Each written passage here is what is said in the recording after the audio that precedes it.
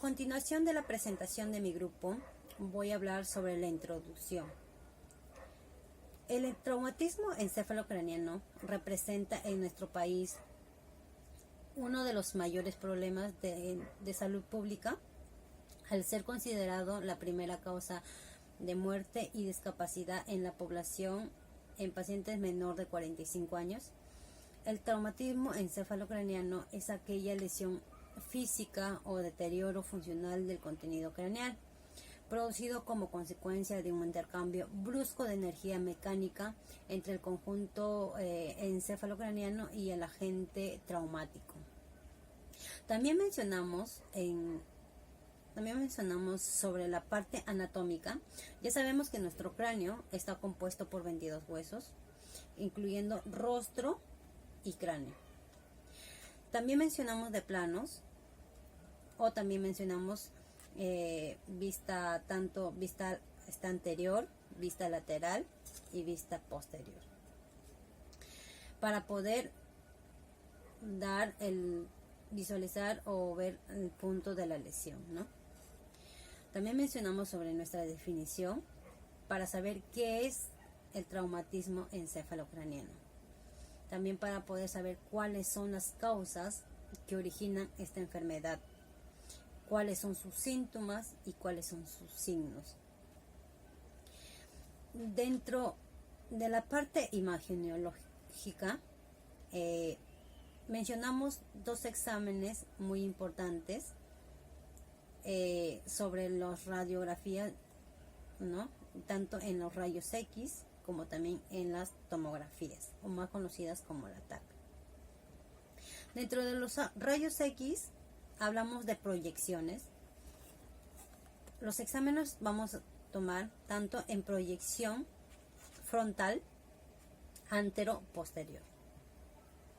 Tomamos en proyección lateral, como también la proyección frontal, pero postero, anterior.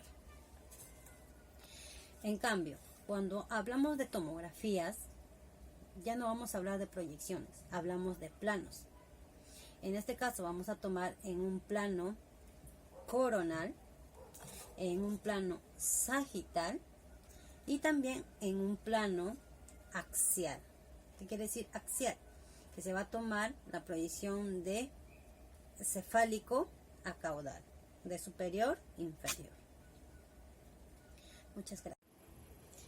Bueno, a continuación vamos a hablar sobre la patología del traumatismo encefalocraniano. Bueno, como podemos ver acá mi imagen o mi maqueta de un cerebro, imaginariamente este es su cerebro de mi paciente. Bueno, el traumatismo encefalocraniano se va a definir como un trauma craneal causado por una fuerza externa que tiene como resultado una alteración a nivel anatómica y a nivel funcional, que se va a dar tanto en la parte motora, en la parte sensorial, como también en la parte cognitiva del encéfalo y en sus envolturas en forma precoz o tardía, que también puede ser tanto permanentemente o como también transitoriamente. Como podemos ver acá, el cráneo de una vista lateral, que la lesión se encuentra en la parte, tanto en la parte anterior o como también en la parte posterior del cerebro. Bueno, las causas de esta patología se producen por el impacto que recibe el cerebro al chocar contra las paredes o huesos del cráneo directamente, ¿no? Lo que puede tener diversas consecuencias según más que todo la intensidad del golpe que se puede originar el paciente. Dentro de las principales causas de un traumatismo encefalocraniano podemos encontrar como por ejemplo los accidentes de tránsito. Normalmente estas personas la que utilizan moto lineal, ¿no?, tienen estos accidentes y la gran mayoría sufren con esta patología o adquieren esta enfermedad, ¿no? Porque se va directamente al piso, directamente el impacto del golpe va a ser en el cerebro. Como también se puede dar en reuniones, tanto también en en hogares, ¿no? Donde existe mucha violencia y golpean directamente al cerebro. Esta patología va a haber los síntomas tanto graves como leves. Entre los síntomas leves, este paciente va a tener alteración del nivel de conciencia, va a tener o va a presentar confusión, ¿no? Va a presentar dolor de cabeza, va a presentar pérdida de conocimiento, va a presentar también como náuseas y vómitos. En cambio, en los síntomas graves, este paciente va a tener cambios en la lucidez mental y conciencia. Va a presentar también como crisis como epilépticos, ¿no? Muchos de estos pacientes va a tener epilepsias, va a producir convulsiones, ya va a presentar también confusión persistente y también va a presentar vómitos y dolor de cabeza repetidamente. Va a ser constantemente este paciente que va a sufrir. Gracias. De forma muy dinámica les voy a explicar la estructura del cráneo, el cual está dividido en dos: neurocráneo y viscerocráneo. El neurocráneo está compuesto por 8 huesos que van a formar la caja ósea del encéfalo. Como primer hueso tenemos a un hueso impar que está en la parte anterior, este es el hueso frontal. Luego vamos a tener un hueso par, que es el parietal del lado izquierdo y parietal del lado derecho. En la parte posterior tenemos un hueso occipital y en la parte lateral tenemos el temporal del lado izquierdo y el temporal del lado derecho, que es un hueso par. Luego al hueso estenoides, ahí podemos apreciar sus alas mayores. Para apreciar mejor este hueso vamos a comenzar a retirar estos huesos. Estamos retirando el occipital y por último vamos a terminar retirando al temporal. Ahora sí, vamos a ver mejor al esfenoides, que tiene forma de mariposa. Ahora vamos a ver el hueso etmoides. Y ahora vamos a comenzar a ver los huesos del viscerocráneo, que son 14, que forman el esqueleto facial. Ahí tenemos a la mandíbula, maxilar superior y maxilar del lado derecho. Cigomático del lado derecho y cigomático del lado izquierdo, es un hueso par. Ahora tenemos a los nasales del lado derecho y nasal del lado izquierdo. En la parte más interna tenemos el lagrimal del lado derecho y el lagrimal del lado izquierdo, también es un hueso par.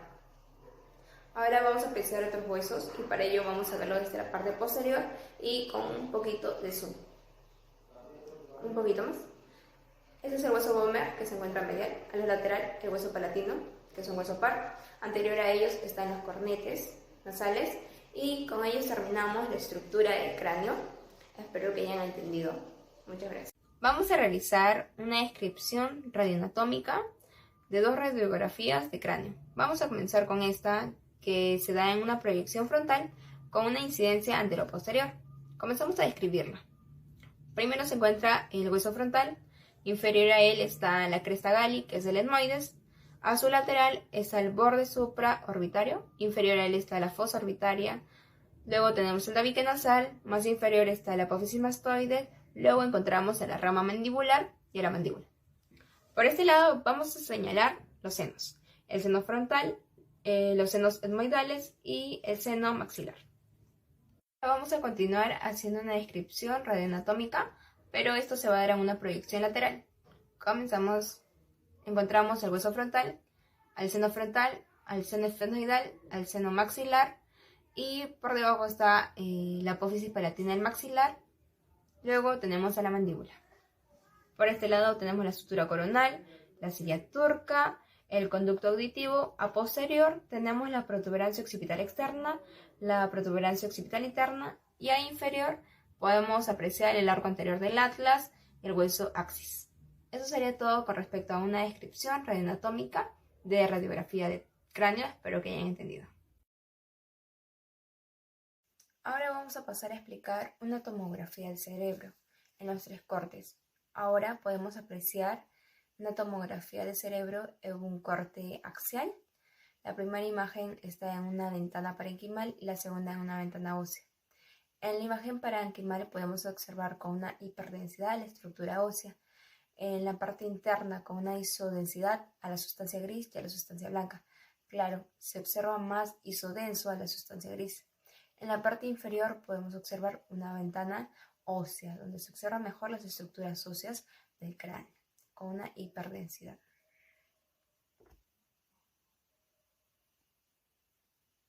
Esta tomografía de cráneo se encuentra en una ventana coronal. La primera imagen es una ventana ósea donde se va con una hiperdensidad al hueso. La segunda imagen es una ventana parenquimal donde se observa más hiperdenso la estructura del cráneo. Ahora podemos observar una tomografía de cráneo con un corte sagital. En la primera imagen podemos ver una tomografía con una ventana ósea. Las estructuras óseas las podemos ver isodensas. En la segunda imagen podemos observar que se da en una ventana parenquimal y a las estructuras óseas acá las podemos ver aún más hiperdensas. A continuación vamos a hablar sobre lo que es la clasificación de traumatismo encefalocraneal, empezando por la escala de Glasgow. ¿Qué es la escala de Glasgow? Es una escala de aplicación neurológica que sirve para poder medir la conciencia de las personas. Tiene una exploración neurológica para pacientes con traumatismo cráneoencefálico. Debe ser en este caso simple, debe ser objetiva y debe ser rápido. Tiene lo que es una respuesta, pueden ver aquí, es motora, ocular y verbal, y se puede medir mínimo de 3 y máximo de 15. La clasificación del traumatismo encefalocraneal se clasifica en 3, puede ser leve, moderado y grave. Como vamos a hablar sobre el leve no existe una pérdida parcial del conocimiento, pero si logra existir suelen ser limitados y suelen ser minutos posteriores a lo que es la contusión. En el traumatismo encefalocraneal moderado existe una pérdida de conocimiento mayor a 30 minutos, pero no logra sobrepasar el día. El paciente que lo sufre tiene dificultades para poder aprender nueva información. Encefalocraneal grave, el paciente que lo sufre tiene una pérdida de conocimiento mayor a un día y al igual que en el moderado, también tiene dificultades para poder aprender nueva información. A continuación vamos a empezar a ver lo que son las tomas radiológicas. Tenemos lo que es una hemorragia epidural, tiene un TC coronal, se puede ver una hiperdensidad lentiforme, ¿sí? No sobrepasa en este caso, como pueden ver, no atraviesa la línea de la sutura. En la siguiente imagen podemos observar que también es exactamente lo mismo, solo que tiene un TC de forma axial para poder ver en este caso atrás de otra forma, pues, ¿no? Y esta es puede ser una hiperdensidad lentiforme clásica o cristalina, ¿sí? De igual forma como se ve, no pasa encima de lo que es la línea de la sutura. En la tercera imagen, como podemos observar, esta TC está mostrando una opacidad en forma de media luna sobre el tejido encefálico. Es una de las características del hematoma subdural. También puede ocurrir un efecto de masa con comprensión ventricular y un desplazamiento de la línea media. Continuando con la exposición, vamos a hablar acerca de la imagenología en el traumatismo encefalocraniano. Para esto tenemos que recordar que existe una escala de Glasgow en la que se establece puntajes y se clasifica, según ello, el TEC.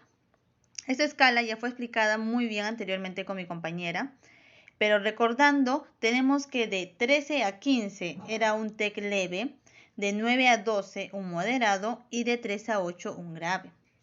Sabiendo esto es muy importante, ya que si tenemos un TEC moderado o grave, sí o sí se pide una tomografía computarizada. Bueno, entonces empezamos viendo los exámenes radiológicos en el TEC. Empezamos con la radiografía. La radiografía va a ser poco útil en el TEC, ya que solo nos va a mostrar las partes óseas. Por ejemplo, tenemos aquí una radiografía de cráneo en la que observamos una fractura lineal. Nos va a mostrar también cuando tenemos fracturas en depresión, como la que tenemos aquí. Y nos va a ayudar, en este caso sí, cuando tenemos fracturas penetrantes, como la que tenemos aquí. Se observa el cuchillo. Como segundo examen tenemos a la resonancia magnética. La resonancia magnética no tiene utilidad en el TEC, ya que muchas veces los pacientes tienen demasiado dolor y no pueden mantenerse en una sola posición por mucho tiempo. Como sabemos, la resonancia magnética, el paciente tiene que mantenerse en una sola posición y demora más tiempo. Entonces, en estos casos, estos pacientes vienen con traumas severos y no toleran mantenerse en esa sola posición. Es por eso que la resonancia magnética no tiene utilidad y no está indicado en pacientes con traumatismo encefalocraniano. Como tercer examen tenemos a la tomografía computarizada, que es el mejor examen radiológico en estos casos. porque en ellos podemos ver mayores densidades, porque es más rápido a diferencia de la resonancia magnética. Y ahora vamos a ver las imágenes y vamos a ver por qué es el más indicado. Entonces, ahora para pasar a ver las tomografías, primero tenemos que recordar un poco de anatomía para poder así reconocer las hemorragias también. Vamos a tener acá una imagen y vamos a observar las capas hasta llegar hasta el encéfalo. Primero tenemos al cráneo, tenemos la dura madre, tenemos la aracnoides y tenemos la pía madre. El espacio que se forma entre el cráneo y la dura madre se va a llamar espacio epidural. El espacio que se forma entre la dura madre y la aracnoides se llama espacio subdural. El espacio que se forma entre la aracnoides y la pía madre se llama espacio subaracnoideo. Entonces esto es muy importante reconocer y tenerlo claro para poder ver las siguientes imágenes. Bueno, ahora que ya supimos reconocer la parte anatómica, que ya nos recordamos la parte anatómica, vamos a hablar acerca de la hemorragia epidural y la hemorragia subdural. Y acá tenemos una gran diferencia y un signo en cada uno. En la hemorragia epidural vamos a tener el signo del lente biconvexo. O sea, se observa dos convexidades. Podemos decir una forma ovalada, una forma redondeada. Y en la hemorragia subdural, sin embargo, se observa el signo de luna creciente, como lo tenemos aquí. Como de un círculo no terminado, por decirlo así. Una luna creciente. Se ve de manera hiperdensa, ¿no? Esa va a ser la gran diferencia entre ambos. Y lo vamos a ver mejor acá en las imágenes que vamos a colocar. El signo biconvexo en el epidural y en el subdural el signo de luna creciente. No olvidarse. Y ahora lo vemos. Entonces, ahora vamos a hablar de la hemorragia epidural. Primero, cuando una hemorragia epidural es aguda, se va a ver de manera hiperdensa. Cuando es subaguda de manera isodensa y cuando es crónica de manera hipodensa. Aquí tenemos algunas imágenes, por ejemplo esta de aquí. Primero, observamos el signo del lente biconvexo y confirmamos que es una hemorragia epidural. Se ve de manera hiperdensa, entonces diríamos que es una hemorragia epidural aguda. Tenemos aquí otra imagen. Lo primero que observamos, igual, el signo del lente biconvexo, una forma redondeada, mira. Pero lo observamos de manera hipodensa, ¿no? Entonces diríamos que es una hemorragia epidural crónica. Incluso se ve una línea hiperdensa, que es una característica cuando ya se hace la hemorragia crónica. Ahora vamos a hablar acerca de la hemorragia subdural. Esta hemorragia cuando es aguda se ve de gran tamaño y de una densidad homogénea. En cambio, cuando es crónica se ve cambios en la densidad. Y ahora observamos unas imágenes de ejemplo. Tenemos esta imagen. Primero, observamos el signo de luna creciente. Acá se ve de una manera isodensa, se ve más gris. Entonces podemos decir, al observar el signo de luna, podemos decir que es una hemorragia subdural aguda, por lo que su densidad se ve homogénea. Tenemos aquí otra imagen donde igual, primero observamos, acá se ve de una manera más oscura, miren. Acá igual observamos el signo de luna creciente, pero como se ve cambios en la densidad, es una hemorragia crónica. Ahora seguimos con la hemorragia subaracnoidea que se da entre los espacios subaracnoideos, entre los surcos ahí. Entonces, tenemos aquí como ejemplo, no sé si se logra apreciar en esta imagen, acá hay una pequeña línea hiperdensa. Son como líneas más que todo este tipo de hemorragias. Aquí tengo otra imagen, creo que aquí se aprecia mejor. Esto, mira. Estas pequeñas líneas hiperdensas son las hemorragias subaracnoideas. Aquí. ¿Ves? Aquí. Este de aquí.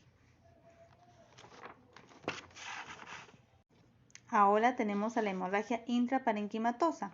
Tenemos aquí un ejemplo. La hemorragia se ve de esta manera, se ve como un cúmulo, como una masa grande, en este caso de manera hiperdensa, pero también se puede llegar a ver de manera isodensa. Entonces este tipo de hemorragia son grandes cúmulos. Se observa así, como grandes cúmulos en uno de los hemisferios, como grandes cúmulos. Y por último tenemos a las contusiones. Aquí en los ejemplos vamos a ver. Las contusiones son pequeños cúmulos, pequeñas masas hiperdensas, pequeños cúmulos, pero que se ven así en varias cantidades. A diferencia de la hemorragia intraparenquimatosa, que eran grandes cúmulos, estos son pequeños cúmulos. Las contusiones son pequeños cúmulos. Aquí tengo otra imagen. Vamos a ver. Aquí, son pequeños cúmulos, mira, pequeños puntos hiperdensos. Pequeños puntos. A continuación tenemos el caso clínico de un niño de 11 meses de edad, el cual cayó de los brazos de su madre mientras caminaba por la calle. Dicho niño se golpeó la cabeza con el pavimento, mas no perdió la conciencia. Sin embargo, al cabo de unos pocos minutos, la madre notó un bulto en la zona parietal derecha, y es por eso que a los 30 minutos recién decidió llevarlo a urgencias. En el examen el niño estaba somnoliento e irritable, sin alteraciones evidentes en el examen neurológico. Sin embargo, se constató la presencia de un cefalohematoma parietal derecho, el cual no permitía palpar el cráneo subyacente. Es por ello que se solicitó una tomografía computarizada, la cual tuvo los siguientes resultados. Bueno, en esta primera imagen podemos observar a una tomografía axial computarizada con cortes transversales a nivel de trígono. Podremos observar con ayuda de las flechas blancas un cefalohematoma frontoparietal derecho. Con ayuda de las flechas negras también podremos observar un área hiperdensa intracraneana en la región parietal del mismo lado, de borde medial cóncavo. Esto vendría a ser característico de un hematoma sutural. Bueno, en esta segunda figura tenemos una tomografía axial computarizada con cortes transversales, pero a nivel de convexidad. De igual forma como en la figura 1 podremos observar con ayuda de la flecha blanca la presencia de un cefalohematoma frontoparietal derecho. Y como en la figura 1 podremos observar con ayuda de las flechas negras las características de un hematoma sutural. Este es manifestado por un leve desplazamiento y disminución de tamaño del ventrículo lateral derecho. En esta tercera imagen podremos observar la presencia de cortes transversales pero a nivel de ventana ósea. Con ayuda de la flecha negra podremos observar un rasgo de fractura frontal con el mínimo de desplazamiento. Dando los resultados, a dicho paciente se le diagnosticó con traumatismo encefalocraniano con cefalohematoma y un hematoma subdural parietal derecho y fractura frontal derecha. Este niño fue intervenido quirúrgicamente realizándose un drenaje del hematoma subdural. La evolución postoperatoria de dicho paciente fue favorable y por ello se le dio de alta a los 5 días. Sin embargo, también se le recomendó hacer ciertos ejercicios terapéuticos, como por ejemplo lanzamientos. Se le recomendó que haga trabajo de control encefálico, el cual consiste en realizar ejercicios los cuales se adaptarán a las características del niño. Esto con el fin de que dicho niño logre mantener su cabeza contra la gravedad. Este ejercicio dependerá mucho de la edad y del estado en el que se encuentre el niño. Como se puede observar en la imagen, este ejercicio consistirá en coger al niño de ambos brazos e impulsarlo levemente hacia arriba. Es importante enfatizar que el mejor tratamiento para el traumatismo encefalocraniano es su prevención. Es una medida importante el evitar que los niños realicen actividades muy peligrosas para su edad. Es por ello que es importante el informar a los padres acerca de la importancia de la prevención de los traumatismos infantiles.